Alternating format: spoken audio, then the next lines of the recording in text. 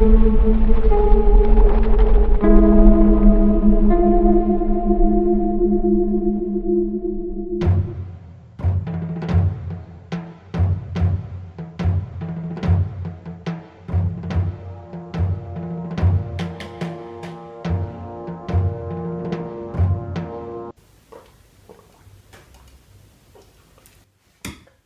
you ever felt that your players needed to have hell itself unleashed upon them? You need a swarm of demons or devils to unleash fury upon your players? Yes. But where would these demons and devils come from? To the nine hells, the abyss, the underdark, the whatever the hell crazy ass place you want to have some monsters coming out of. These things are super cool. Real simple foam project using some color changing LEDs. Your players are gonna be pretty psyched and hopefully a little afraid. Okay, go ahead and grab yourself some pink styrofoam. You're gonna wanna use 1/2 inch or 3/4 inch material for this, and it's a good time to use up some beaten up material.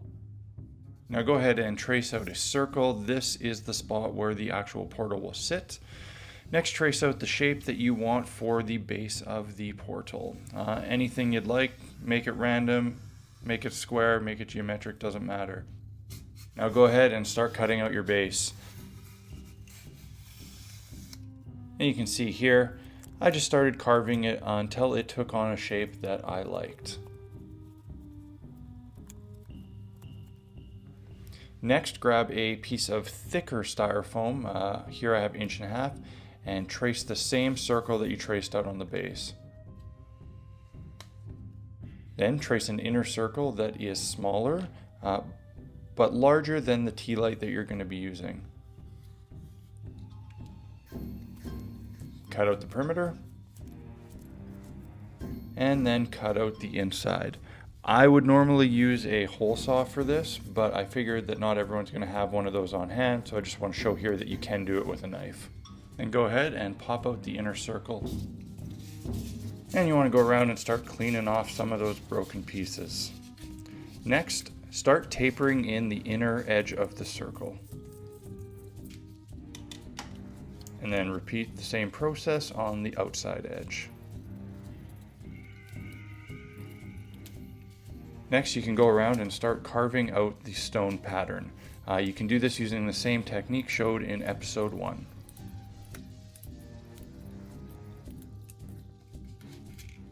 Then go around the top and carve out some chunks to make it look a little bit more natural.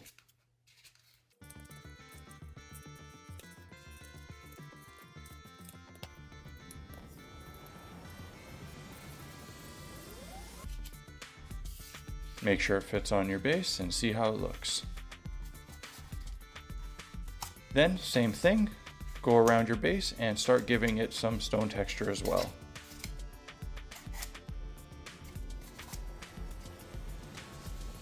And here I decided that the portal should have some steps leading up to the pit. So I'm going to mark those out and begin carving them.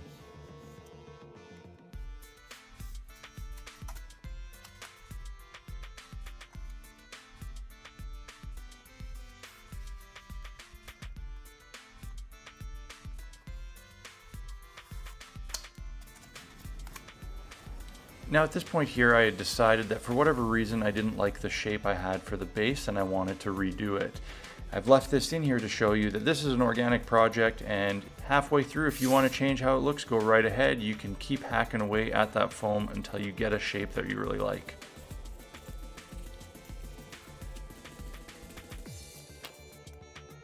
Fit your piece on top, take a look, much better.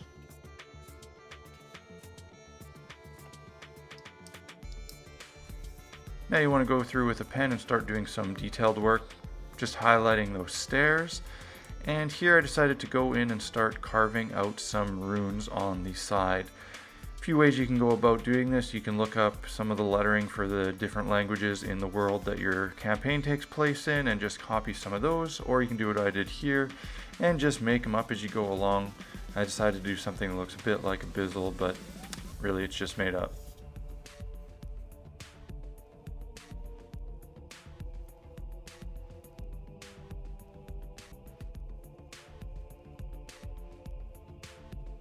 And go ahead and do as much of this as you'd like. Just make sure that when you're doing it, you are gouging into the styrofoam enough that when you dry brush, these will really show up. Okay, looking pretty good. Now we can move on to the next step. Go ahead and grab yourself some plastic. I'm using an old Blu-ray case because it's already tinted and will help highlight some of the colors from that tea light. You're going to want to trace out the inner circle of your carved stone, getting all those different shapes and angles so it fits in there nicely.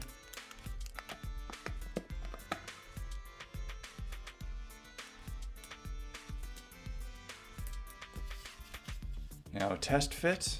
You might find at this point it doesn't quite fit in, but because it's translucent, you can go ahead and trace out what you still need to cut off.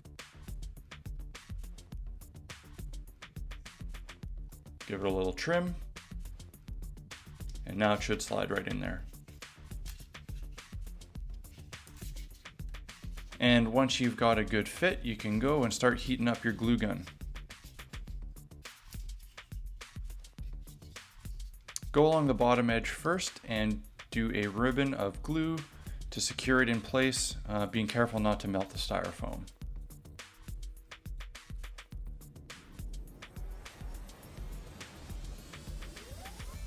Repeat the process on the top and then go around and start drawing in some swirls with your hot glue gun.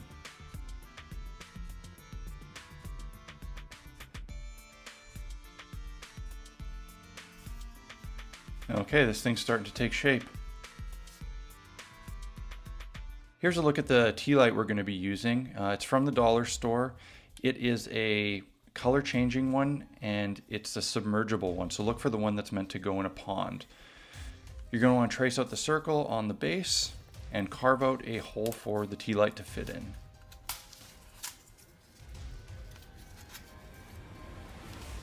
Then we're going to have to put something across the bottom to hold the tea light in place. So just cut out a piece of the thinnest cardboard that you have on hand. Trace out the shape on the bottom and put a little indent for the cardboard and glue it in place.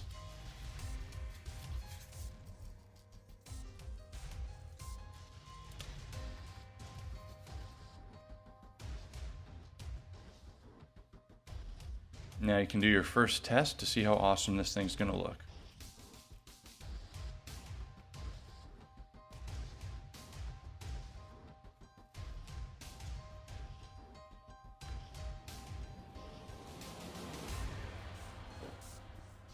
Okay, we've gone ahead and base coated everything in black. Like all our styrofoam projects, do not spray paint it. Take a brush and do it by hand. I'm going to do a base coat in dark gray.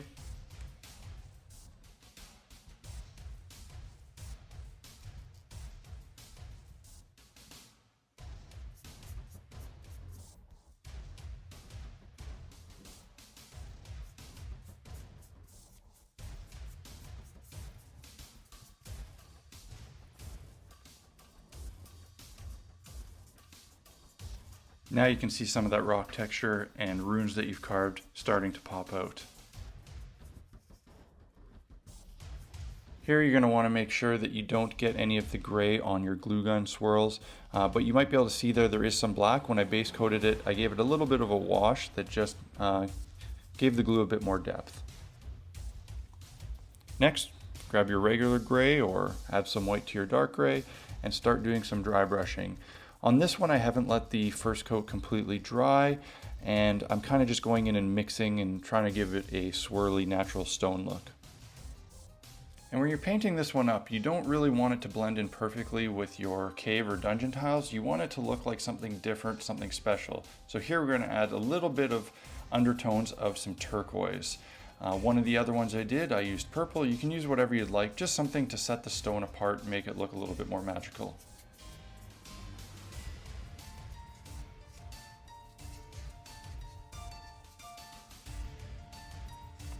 Now grab some metallic gunmetal and give everything a light brushing just to give it a little bit of that reflective shimmer.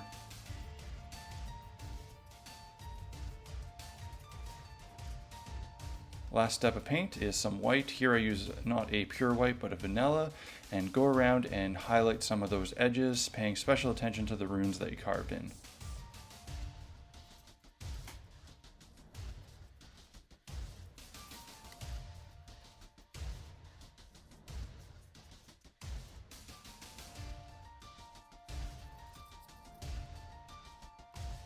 All right, now this thing is starting to look badass. I'd say it's ready for the table. Alright guys, if you enjoyed this tutorial, please go and click subscribe below and go join us over on Facebook. It's been a pleasure. We'll see you next time on episode 3.